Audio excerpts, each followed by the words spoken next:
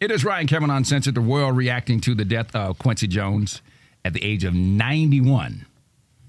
And yes. I was about to say, do you have any Quincy Jones stories? I have several. When I was at WKYS, when I had just gotten up there to do the morning show, Quincy Jones came into the studio with, I want to say, a teenage Tamia. Oh. Like a teenager. And came in and sat in the studio and talked about her. As a matter of fact, we're going to play some Quincy Jones clips here later on from an interview we did with him on the phone.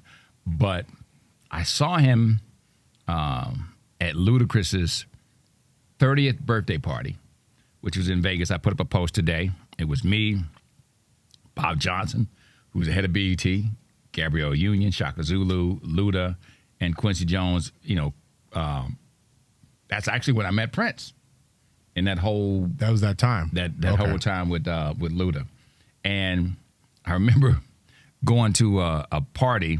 And, you know, I'm the kind of person, if I go into a place and I see somebody and I know I'm probably never going to see them in that atmosphere again, I'm going to sit next to them and I'm going to start asking questions.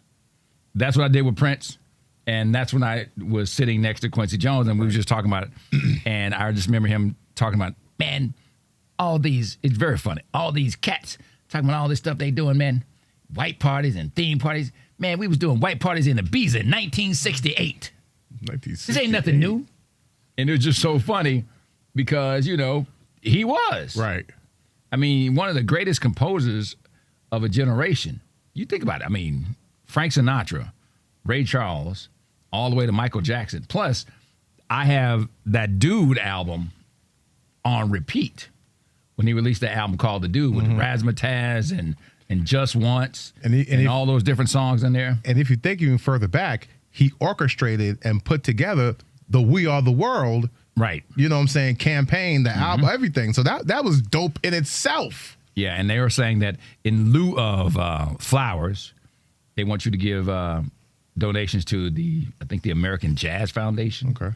Because he was a huge jazz artist, a great musician, as well as composer, as well as the stuff he did for TV. Don't forget, Bonnie, you remember this.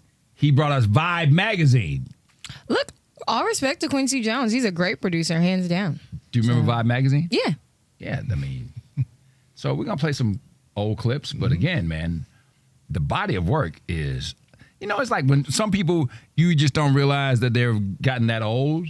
Because I think the whole world was still shocked. I mean, he was 91, but that's not somebody that people thought would just be passing away. Thought he'd like live to 100 or something, you know? So may he rest in peace.